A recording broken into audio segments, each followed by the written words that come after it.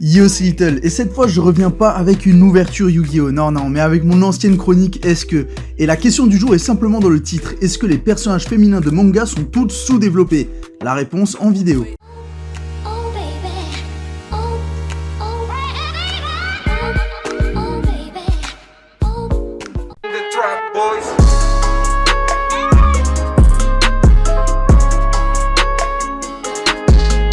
Ces dernières années, on a été plutôt bien servi en termes d'animé. Plus le temps passe, plus on nous gave. L'offre a rarement autant répondu à la demande. Et pourtant, ce n'est pas la diversité des mangas qui nous frappe à l'œil du premier coup, mais plutôt la quantité. Et parmi cette quantité d'œuvres, on remarque souvent qu'on parle d'héros de manga et pas assez d'héroïnes. Pose ta seringue, tu vas te faire mal. Et si on jette un coup d'œil sur les mangas, on remarque que le personnage féminin se résume souvent à un rôle de subalterne, souvent de faire valoir et en grande majorité de simple love interest pour le héros. La première en tête de liste, on la connaît tous, c'est Sakura. Ensuite pour Tsunade, c'est probablement la plus faible des 3 ninjas légendaires, voire même des Hokage. Hinata, elle est gentille et c'est tout. Tenten, personne ne se rappelle d'elle, et Ino, elle va accueillir des fleurs. Tout est nul. Même dans l'œuvre légendaire qui est Dragon Ball, Bulma est utile pour chercher les Dragon Ball. Ok, c'est cool. Chichi a servi à nous pondre Gohan et Goten. Videl, voilà quoi, on va pas refaire l'histoire du potentiel gâché de Gohan Ultime qui devient Gohan Miskin. Et C18 a servi le temps d'un arc avant de devenir le tiramisu pour Cell forme parfaite. Il y avait Lunch aussi qui avait le potentiel pour faire quelque chose, mais à partir du moment où on a su qu'elle avait un kiff sur le triclope, même Toriyama a décidé que ce serait fini.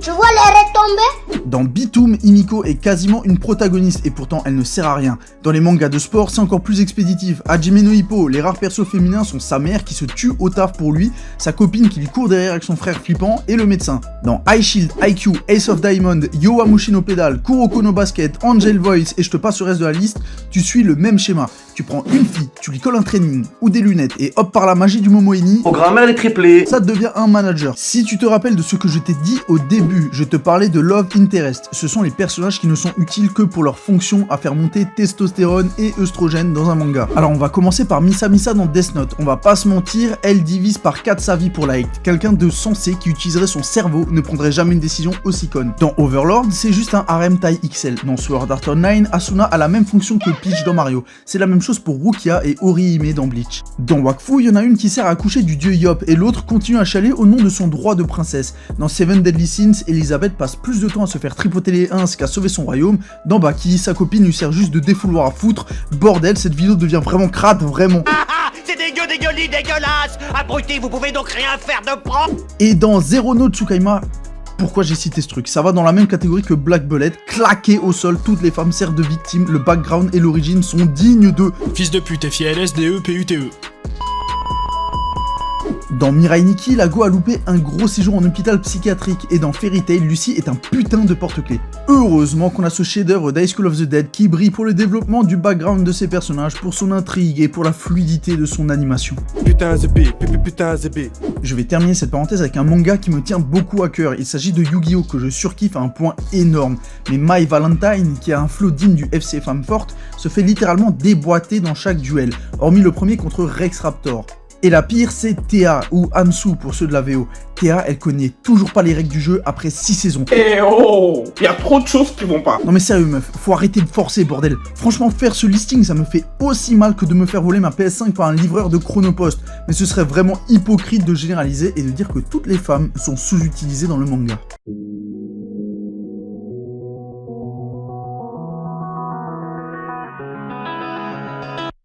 Oui, malgré tout ce que je t'ai dit, il reste des femmes pour nous donner envie d'ouvrir un manga. On remarque souvent que les personnages féminins, quand elles ont un level up, deviennent les mentors du héros. Déjà à l'ancienne, dans Saint Seiya, c'est Marine et Shina qui forment les chevaliers, même si elles ont un rôle vraiment secondaire. Dans Jojo, c'est Lisa qui s'occupe de coacher le meilleur des Joe Stars. Non, je ne vais pas débattre là-dessus. Dans Hunter ou Hunter x Hunter, la prononciation, personnellement, tu me connais. Je n'en ai rien à foutre. C'est Biscuit Kruger qui fait de Gon et Killua des vrais combattants. Et dans Full Metal Alchemist, c'est Izumi Curtis qui coach le gnome et la grande carcasse. D'ailleurs, je ne sais pas si c'est parce que Hiromu Arakawa, l'auteur de FMA, est une femme qu'elle sait particulièrement bien écrire ses personnages féminins, mais FMA regorge de pépites. On parlait d'Izumi Curtis, mais Hawkeye ou surtout l'incroyable Olivier Mira Armstrong n'ont rien à lui envier. Et Lust reste un antagoniste qui allie le charme et la cruauté à la perfection. 5 étoiles geste technique pour Zinedine Arakawa. Après on a la catégorie des animés où il y a full filles, donc forcément elles sont bien mises en avant. Je pense d'abord à Sailor Moon ou Little Witch Academia qui profite d'une animation magistrale, mais aussi et surtout à Brand New Animal avec Michiru qui fait tourner toute l'intrigue à elle seule en apportant sa naïveté et sa bonne humeur. Toujours dans la catégorie animale, excellente cette transition. J'ai envie de chialer. C'est beau ça. Haru, la lapine de Beastar, donne un cours sur la liberté sexuelle de la femme, un thème qui a le mérite d'être assez sensible pour être très peu abordé dans les mangas. Du côté de notre prof préféré dans GTO, c'est Kanzaki qui brille par son QI très élevé, la seule à être capable de rendre Onizuka complètement barge sur commande. Bien, pourquoi vous vous disputez encore? C'est quoi cette histoire de poisson à la noix? Moi ça m'empêche de faire la sieste. Vous allez payer pour ça. Qu'est-ce que ça veut dire? Je vais payer. Elle m'a mordu une zizi, cette sale bête! Tu vas le regretter, Kanzaki! Et maintenant on va rentrer dans l'un des thèmes que je préfère, tout ce qui est gang, armes, viva la révolution, et là-dessus tu vas vite te rendre compte qu'elles savent mieux tenir un Uzi que pas mal de mecs. Alors déjà pour les fans de robots qui font boum boum, voici Kallen Stadtfeld. Au-delà de son nom à consonance germanophone, qui sent fort la saucisse et les claquettes chaussettes, il s'agit là d'une vraie révolutionnaire qui n'hésite pas à être en première ligne pour de la baston. Dans Black Lagoon, vraie histoire de trafiquant et un animé que je recommande fortement, on retrouve Revi, aussi appelée double détente, grâce à son maniement parfait d'une paire de Beretta. Elle est aussi experte dans le maniement des armes blanches, vrai pistoleros qui ne fait pas dans le sentimental. Qu'est-ce qu'il y a? Tu manques quoi? Bah quoi? Tu m'embarques, tu m'emballes, tu m'embauches? Réponds du con, tu m'en fumes, tu m'enfiles, tu m'enfonces, tu m'enfournes? Tirez pas, Quand on jappe comme un chien, faut aller chez l'orthophoniste. Je t'emmerde.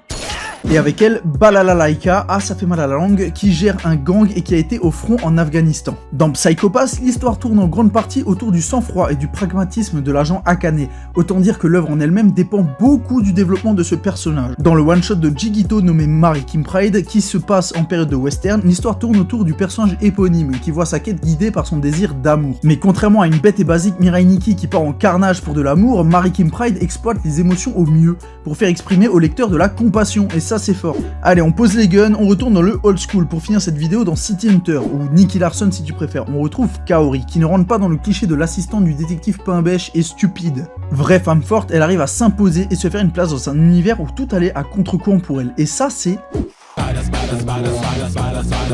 Diffusée en 2008, Michiko Malandro de Michiko to Hatchin est une femme puissante et indépendante qui s'est échappée pour la 4e fois d'un pénitencier reconnu pour être l'un des plus sévèrement surveillés au monde. Je pense que ça suffit à présenter son CV. Et enfin, je vais terminer mon speech avec Fujiko Mine de l'œuvre Lupin the Third. Voleuse professionnelle, elle parvient à tirer son épingle du jeu en s'en sortant toujours avec une touche de charme impressionnante, lui permettant d'avoir un apport similaire à Lupin, le protagoniste, mais dans un style totalement différent. Le listing arrive à sa fin, et au final on peut en tirer une conclusion. Les personnages féminins bien exploités ne sont pas chose rare dans le manga, bien au contraire. En revanche, les femmes sous-développées le sont à un niveau tellement incroyable que ça a de quoi marquer les esprits bien plus fort. Un peu comme dans beaucoup de domaines, la minorité négative arrive toujours à se faire plus entendre que les autres, bien qu'on ne cracherait pas sur un manga avec une protagoniste archi badass et bien développée qui viendrait retourner le game. Si la vidéo t'a plu, n'hésite pas à t'abonner, liker et partager. D'ici là, je te dis à la prochaine, prends bien soin de toi, ciao.